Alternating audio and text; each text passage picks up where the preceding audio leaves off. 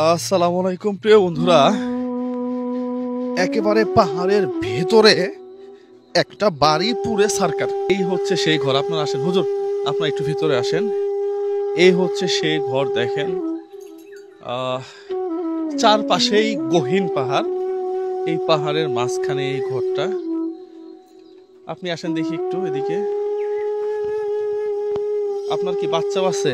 আমার এই দুটো বাচ্চা আছে ছোট ছোট, এদেরকে নিয়ে আমি কি করবো আমি বুঝতে পারতেছি না। আমার একদম চলার মতন একদম সব দিকে বন্ধ হয়ে গেছে। আরে আমি যে কিছু একটা করবো এখন পর্যন্ত আমার বাচ্চাদেরকে খাবারও এখনো ইয়া করতে পারি না, এমন একদম বেশি একদম হাল অবস্থা খারাপ। আমার স্বামী আছে, ও একদম ওখানে রাতে পরে অনেক কষ্ট যাচ্ছে। ও কি দেশের বাইরে গেছিল? হ্যাঁ, দালালের হাতে বসছে।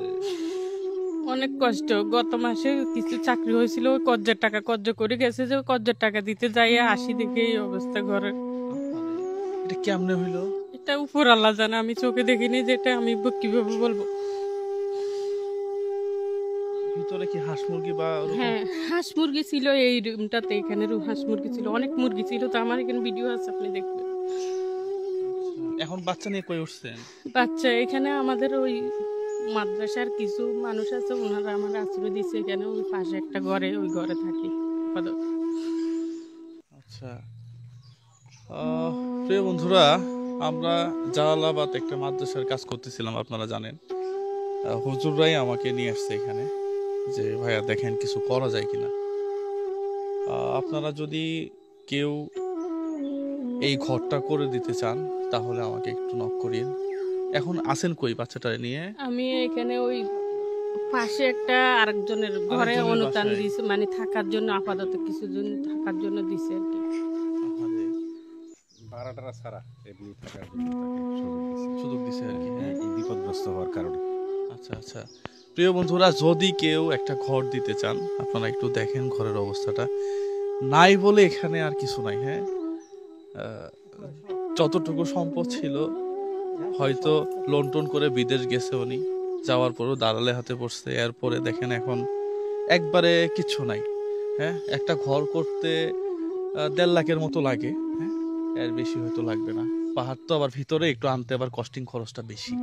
হ্যাঁ, 1 লক্ষ বা 1,60,000 যাই লাগুক না কেন, আপনারা যদি কেউ আমাকে পার্সোনালি নক করেন তাহলে নাম সহ, আমরা এর আগেও মাদ্রাসার কাজ করছি, কালকে ক্যান্সারের রুগীকে 1,77,000 টাকা দিছি, একেবারে নাম সহ, আমরা কোন জায়গা থেকে টাকাটা আসলো এগুলো সহ আমরা প্রকাশ করে দিই। প্রিয় বন্ধুরা, আপনারা চাইলে এই ঘরটা আমরা করে দিব যদি আপনারা চান, এবং হুজুরদেরকে দায়িত্ব দিব, ওনারা করে দিবে ইনশাল্লাহ। হ্যাঁ, আমরা শুধু অর্থ দিব, কোন জায়গাতে কতটুকু লাগে হুজুর শুধু আমাদেরকে বলবে।